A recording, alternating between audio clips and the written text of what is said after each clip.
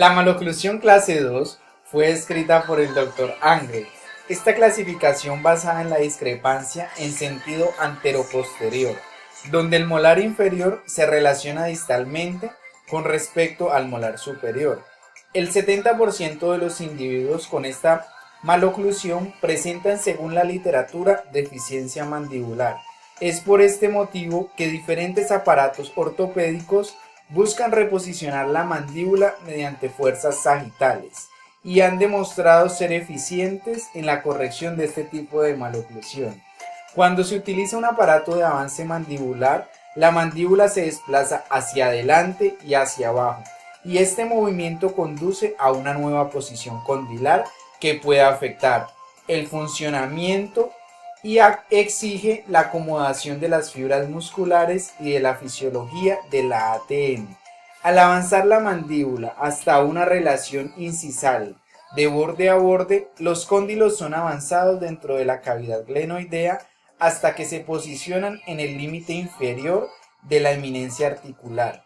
Este avance mandibular de forma continua produce fuerzas sagitales que son transmitidas a los dientes y los huesos, y por consecuencia producen procesos adaptativos esqueléticos a nivel alveolar y facial que transforman la clase 2 en una posición mandibular deseada de clase 1. Frente a esta nueva posición de la mandíbula, la ATM desencadena procesos adaptativos en las estructuras óseas adyacentes, como lo son los cóndilos, los discos y las cavidades glenoideas. Dentro de algunos estudios realizados sobre aparatología ortopédica de avance mandibular se encuentran los siguientes. Estudio de Woodside y colaboradores en 1987 investigaron los cambios remodelativos del cóndilo y la cavidad glenoidea producidos por el uso del aparato Hertz. La muestra estuvo constituida por 7 monos macaca de 2 a 6 años de edad, los cuales se sometieron a análisis histológicos y de superposición cefalométrica. Sus resultados mostraron proliferación histológica mínima en el cóndilo de la mandíbula de los monos adolescentes y ningún cambio en el cóndilo de los monos adultos. En la cavidad glenoidea encontraron formación de hueso en el borde anterior y reabsorción en la parte posterior, especialmente en los monos adolescentes con 12 semanas de aparato propulsor mandibular fijo.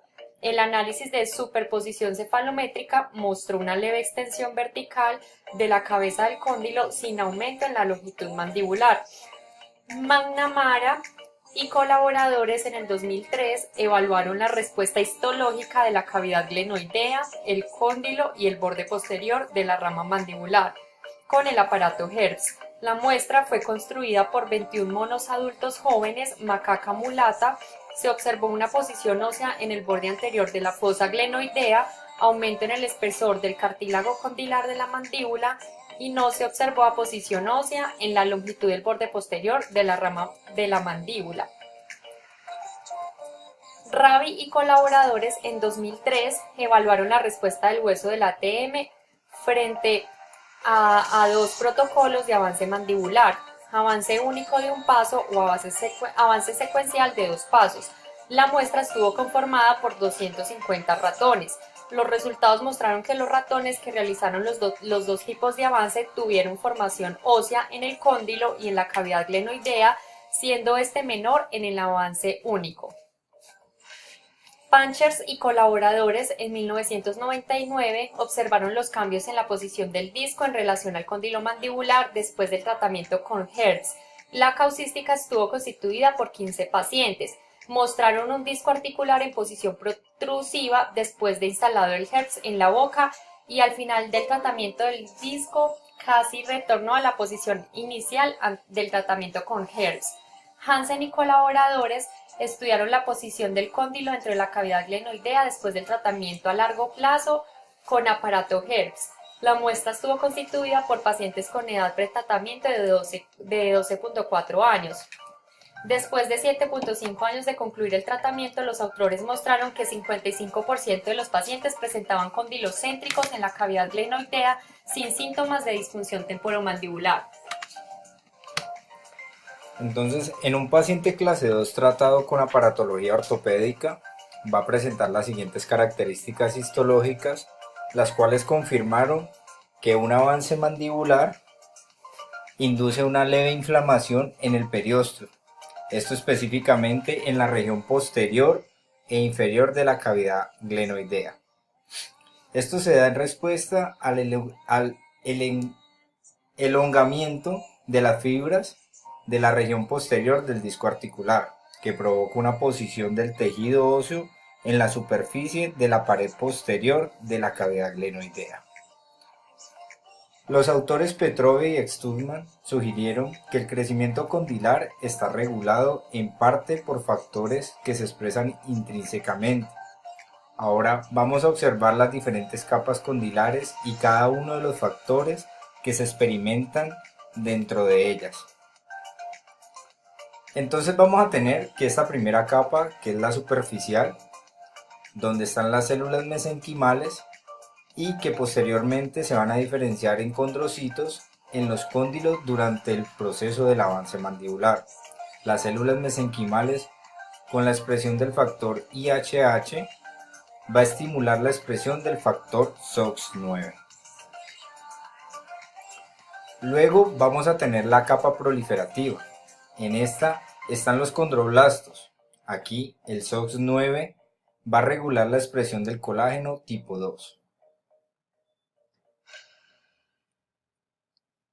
La siguiente capa es la del cartílago hialino, donde los condroblastos que se diferenciaron en condrocitos se van a hipertrofiar, dando como resultado en la siguiente capa una zona de erosión. Los condrocitos hipertróficos van a secretar colágeno tipo 10, que va a estimular el factor de crecimiento vascular endotelial. Con la expresión del factor de crecimiento vascular endotelial, esto va a marcar el inicio de la osificación endocondral en la zona del trabeculado óseo. La expresión del factor causa una neovascularización posterior que se requiere para así desencadenar la aparición de la osificación en el cartílago del cóndilo hipertrófico. Estos nuevos vasos sanguíneos invasores traen consigo células mesenquimales no diferenciadas en los sitios perivasculares. Luego, estas células mesenquimales se diferencian posteriormente en osteoblastos. Alguno de estos osteoblastos se va a diferenciar en osteocitos, que forman hueso en los cóndilos durante el avance. Bueno, ahora le vamos a presentar un resumen de lo anteriormente dicho. Como primera imagen tenemos las capas condilares que se hablaron anteriormente y luego vamos a tener las células de la capa proliferativa se expresan el factor de transcripción SOX9 requerido para la diferenciación de células mesenquimales a condroblastos.